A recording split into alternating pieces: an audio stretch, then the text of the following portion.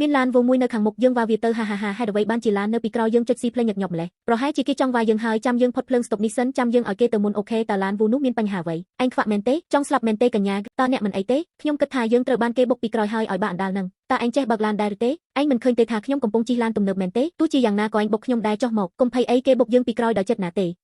េហើយប៉ូលីសចរាចរណ៍មកសិនអាឡូប៉ូលីសចរាចរណ៍កំពុងពួនក្នុងឡានដូចមនុស្សកំសាកហឹសចុះមកអញខ្ញុំនិយាយទេចុះមកឥឡូវនេះអូមើលចុះទីបំផុតស្រីចំណាស់ម្នាក់នេះមានភាពក្លាហានក្នុងការមកជួបមុខខ្ញុំហឹសកញ្ញាអត់ធ្មត់បន្តិចទៅប៉ូលីសចរាចរណ៍នឹងមកដល់ឆាប់នេះពួកយើងកំពុងបើកបរធម្មតាហើយអ្នកបុកពួកយើងដោយចេតនាដូច្នេះអ្នកគឺជាអ្នកខុសទាំងស្រុងអ្នកថែមទាំងបានទាត់ទ្វារឡានរបស់ខ្ញុំទៀតដែលជាការបំផ្លាញទ្រព្យសម្បត្តិដោយចេតនាតាមច្បាប់ខ្ញុំអាចទាមទារសំណងបានកុំមកនិយាយច្បាប់ជាមួយខ្ញុំអីខ្ញុំកំពុងបើកឡានទំនើបដូច្នេះអ្នកគួរតែគេចផ្លូវឲ្យខ្ញុំនាងបានបុកឡានគេហើយមិនព្រមសងទៀតនាងគ្រាន់តែទាត់ទ្វារព្រោះតែនាងខឹងតែឥឡូវអ្នកចង់ឲ្យនាងសងដែរឬអ្នកស្រីអ្នកគិតថាខ្ញុំជាមនុស្សងាយគេងចំណេញមែនទេមើលឲ្យច្បាស់ទៅអ្នកជាអ្នកបុកយើងពីក្រោយខ្ញុំមិនបានបុកអ្នកទេហើយពេលខ្ញុំពិនិត្យមើលក៏គ្មានកាមេរ៉ានៅទីនេះដែរពេលប៉ូលីសមកយើងនឹងនិយាយថាជានាងដែលបុកអ្នកខ្ញុំកំពុងបើកឡានទំនើបយកទេទោះបីជាអញលក់អ្វីគ្រប់យ៉ាងដែលអញមានក៏មិនប្រកាសថាទិញបានដែរ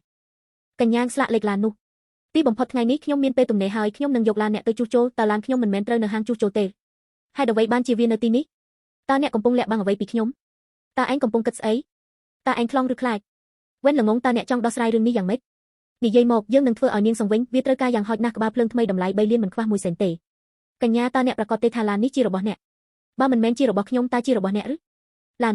ននេះជាកាដូពីមិត្តប្រុសរបស់ Wen ហើយខ្ញុំសូមព្រមានអ្នកមិត្តប្រុសរបស់នាងគឺជាអ្នកមានបំផុតនៅទីក្រុង Cloud City ដែលជានាយកប្រតិបត្តិ CEO នៃ Century Group បើអ្នកមិនចង់រត់ចោលស្រុកទេចូលលុយ3លានមកហើយចាក់ចេញទៅមិត្តប្រុសរបស់នាងគឺជាអ្នកមានបំផុតនៅ Cloud City និងជា CEO នៃ Century Group តើមិត្តប្រុសរបស់អ្នកឈ្មោះអ្វីដងឆាន់លោកដងខ្ញុំដឹងថាគាត់មានទំនាក់ទំនងជាមួយ Century Group ប៉ុន្តែតើអ្នកមានភស្តុតាងអ្វីថាដងឆាន់ជាមិត្តប្រុសរបស់អ្នកពិតជាមិនជឿរហូតដល់ឃើញភស្តុតាងមែនទេហេះបានខ្ញុំនឹងបង្ហាញអ្នកវាពិតជាអាមនុស្សអាក្រក់ម្នាក់នោះមែនខ្ញុំឲ្យអ្វីគ្រប់យ៉ាងដែលល្អបំផុតដល់គាត់ប៉ុន្តែគាត់នៅតែបោកប្រាស់ខ្ញុំដងឆាន់ឯងពិតជាធ្វើរឿងនេះមែននឹងឥឡូវនេះលោកដងយកចិត្ត Wen ខ្លាំងណាស់មើលកាបូប Hermes នេះចុះនាងថាចូលចិត្តហើយគាត់ក៏ចំណាយ3លានដោយមិនញើតតើធ្លាប់ឃើញលុយច្រើនបែបនេះទេមិនចម្លែកទេដែលគាត់ចាយលុយខ្ញុំរាប់លានជារៀងរាល់ខែគាត់យកលុយទៅចិញ្ចៀនស្រីផ្សេងមែនទេខ្លាចហើយមែនទេបានខ្ញុំនឹងទុកផ្លូវឲ្យអ្នកបងឲ្យខ្ញុំ3លានអង្កបាសុំទោសនោះខ្ញុំនឹងលែងរឿងនេះបើមិនដូច្នោះទេយ៉ាងម៉េចបើមិនដូច្នេះទេខ្ញុំនឹងប្រាប់មិត្តប្រុសខ្ញុំហើយធ្វើឲ្យអ្នកមិនអាចរស់នៅ Cloud City បានឡើយតើអ្នកមានអំនួតអ្វីម្លេះអ្នកគ្រាន់តែជាស្រីចំហៀងដែលគ្មានភាពខ្មាស់អៀនអ្នកចង់ឲ្យខ្ញុំចេញពី Cloud City មែនទេហើយដងឆាន់មកទីនេះមកតោះមើលថាតើអ្នកណានឹងត្រូវគេបណ្ដេញចេញពីទីក្រុងពេលនាងទៅវិញពួកស្រីរួមគ្នាចាប់នាងឈប់ទាំងអស់គ្នាតើអ្នកណាជាអ្នកហៅពួកយើ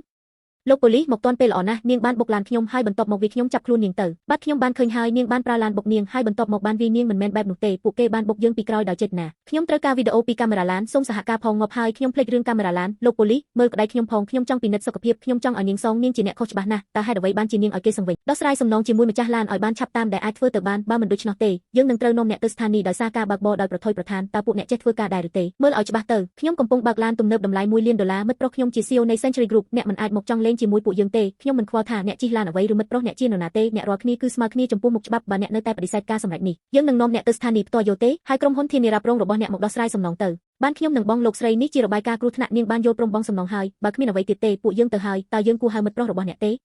េបើពួកគេនៅតែបន្តរករឿងគាត់អាចមកដោះស្រាយរឿងនេះបានហើយគេមកសម្លាញ់ឲ្យនាងរ៉ែនរបស់អ្នកត្រូវគេធ្វើបាបហើយតើអ្នកមិនអីទេខ្ញុំកំពុងបើកឡានជាមួយមិត្តភក្តិស្រាប់តែមានមនុស្សងងម្នាក់បើកវោមកបុកយើងសម្លាញ់អ្នកអាចមកទីនេះបានទេមាននរណាម្នាក់ហ៊ានមកបុកស្រីរបស់ខ្ញុំអូខេសម្លាញ់ខ្ញុំកំពុងទៅហើយក្រុមហ៊ុនធានារ៉ាប់រងទៅឡាននោះមានការធានារ៉ាប់រង3លានដូច្នេះកុំបារម្ភអីហើយសម្លាញ់មានមិត្តភក្តិម្នាក់មានអាសន្នដូច្នេះខ្ញុំត្រូវចេញទៅក្រៅខ្ញុំគ្មានពេលធ្វើសុខឲ្យអ្នកទេថ្ងៃស្អែកខ្ញុំនឹងធ្វើសងអ្នកវិញអូពិតមែនទេបើអញ្ចឹងប្រញាប់ទៅកុំឲ្យពួកគេរងចាំត្រូវប្រកាសថាទៅដល់ទីនោះឲ្យលឿនដងឆាន់ខ្ញុំនឹងរងចាំខ្ញុំនឹងលាបត្រដាងថាអ្នកជាមនុស្សបោកប្រាស់ស្ដាប់ណាឡានទំនើបនេះមានការធានារ៉ាប់រង3លានដូច្នេះតើអ្នកចង់បានសំណងប៉ុន្មាន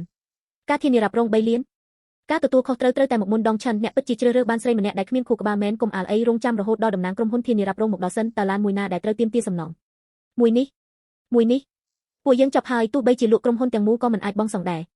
នេះជារបាយការណ៍គ្រោះថ្នាក់ពីប៉ូលីសចរាចរណ៍អរគុណព្រះជាម្ចាស់ដែលនេះជាការបុកពីក្រោយដោយចេតនាដូច្នេះយើងមិនចាំបាច់បង់សំណងទេកញ្ញាវ៉ែនគ្រោះថ្នាក់នេះបណ្ដាលមកពីការបុកដោយចេតនារបស់អ្នកដូច្នេះវាមិនត្រូវបានគ្រប់ដណ្ដប់ដោយគោលនយោបាយរបស់យើងទេអ្នកនឹងត្រូវចរចាសំណងជាមួយភាគីម្ខាងទៀតដោយខ្លួនឯងអរគុណទូរស័ព្ទទៅហាងជួសជុលឡានហើយឲ្យគេប៉ាន់ប្រមាណការខូចខាតរួចរាល់ទេមិនមែនទេឈប់សិនតើនេះជាក្រុមហ៊ុនធានារ៉ាប់រងប្រភេទណាមានរឿងកើតឡើងហើយបែរជាមិនព្រមបង់ចុះហេតុអ្វីបានជាគេទិញធានារ៉ាប់រងលោកស្រីមនុស្សពេញវ័យគួរតែដឹងថាទង្វើរបស់ខ្លួនតែងតែមានផលវិបាកអ្នកគួរតែគិតពីរឿងនេះមុននឹងបើកបុកគេដោយចេតនាតោះទៅហេឈប់សិនតើអ្នកណាហ៊ានមកចង់លេងជាមួយស្រីរបស់ខ្ញុំអ្នកជានរណាអូសុំទោសច្រឡំឡានវ៉ែនតើយើងត្រូវធ្វើអ្វីឥឡូវនេះហេសម្លាញ់ខ្ញុំកំពុងទៅហើយតើមានរឿងអ្វីកើតឡើងក្រុមហ៊ុនធានារ៉ាប់រងមិនព្រមបងទេគេថាខ្ញុំបុកគេដោយចេតនាហើយប្រាប់ឲ្យខ្ញុំដោះស្រាយការខូចខាតដោយខ្លួនឯងសម្លាញ់តើខ្ញុំត្រូវធ្វើអ្វីពួកគេកំពុងធ្វើបាបខ្ញុំដាក់ខ្ញុំនៅលើ speaker មកខ្ញុំនឹងនិយាយជាមួយនាងមិត្តប្រុសខ្ញុំចង់និយាយជាមួយអ្នកតើអ្នកចង់បានអ្វី ដងឆាន់ហួសចិត្តមែនសួស្ដីខ្ញុំគឺដងឆាន់ជា CEO នៃ Century Group មិត្តស្រីខ្ញុំបានបុកឡានអ្នកហើយខ្ញុំសូមអភ័យទោសចុះយ៉ាងនេះវិញខ្ញុំនឹងឲ្យអ្នក1លានហើយយើងចាត់ទុកថាស្មើគ្នាអ្នកគឺជាប្តីរបស់ខ្ញុំបានឲ្យភាគហ៊ុនក្រុមហ៊ុនទៅអ្នកហើយឥឡូវនេះអ្នកកំពុងប្រើតំណែង CEO ដើម្បីការពារស្រីម្នាក់នេះមែនទេចាត់ទុកថាស្មើគ្នាខ្ញុំមិនគិតថាអញ្ចឹងទេមិត្តស្រីអ្នកបុកខ្ញុំដោយចេតនាហើយថែមទាំងទាមទារឲ្យខ្ញុំសុំទោសទៀតបន្ថែមពីលើការចំណាយលើការខូចខាតនាងជំពាក់ការសុំទោសខ្ញុំមួយហេតុអ្វីបានជាសម្លេងនេះស្គាល់ច្បាស់ម្ល៉េះសម្លាញ់មនុស្សគ្មានឈ្មោះក្នុងឡានវូនេះគិតថានាងអាចធ្វើបាបខ្ញុំបានអ្នកគឺជាអ្នកមានបំផុតនៅ Cloud City អ្នកត្រូវតែការពារខ្ញុំចិត្តដល់ហើយចេះគិតបន្តិចទៅហើយទទួលយកសំណើទៅកុំធ្វើឲ្យខ្ញុំប្រើវិធីខ្លាំងនៅក្នុង Cloud City ឡើយសូម្បីតែឆ្កែដើរកាត់ក៏ត្រូវអន់ក្បាលឲ្យខ្ញុំដែរតើអ្នកមិនខ្លាចខ្ញុំបណ្ដេញអ្នកចេញពីទីក្រុងទេអូអ្នកកំពុងមកមែនទេល្អមកទីនេះមកខ្ញុំខ្លាចតែអ្នកមិនមកទេតើអ្នកប្រកាសទេថាចង់និយាយជាមួយខ្ញុំបែបនេះអូខេសម្លាញ់មានរឿងអ្វីកើតឡើងកុំតិចឡាននាងឲ្យខ្ញុំគ្មាននរណានៅ Cloud City ហ៊ានប្រឆាំងនឹងខ្ញុំទេដងឆាន់អ្នកណាដែលចង់លេងជាមួយមនុស្សរបស់ខ្ញុំនឹងត្រូវទទួលផលវិបាកអ្នកនឹងកុំតិចឡានខ្ញុំមែនទេតើអ្នកប្រកាសទេថានឹងមិនស្ដាយក្រោយពេលខ្ញុំមកដល់អ្នកនឹងខ្លាចជាអ្នកដែលស្ដាយក្រោយសម្លាញ់កុំតិចវាចោលហើយបោះលុយឲ្យនាង1លានរួចចាក់ចេញទៅ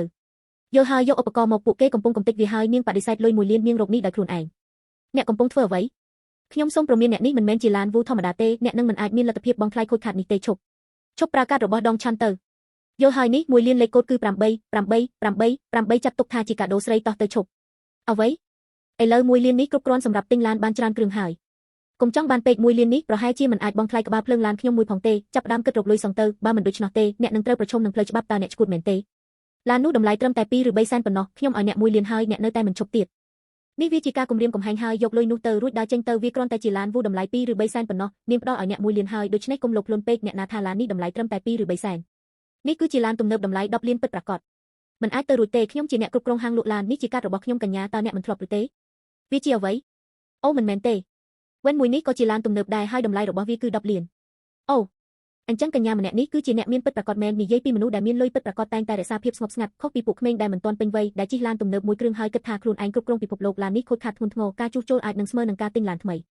ដូច្នេះវាអាចចាត់ទុកថាខូចខាតទាំងស្រុង10លានមិនខ្វះ1សេនអ្នកថាវាមានតម្លៃ10លានហើយពួកយើងគ្រាន់តែត្រូវជឿអ្នកមែនទេ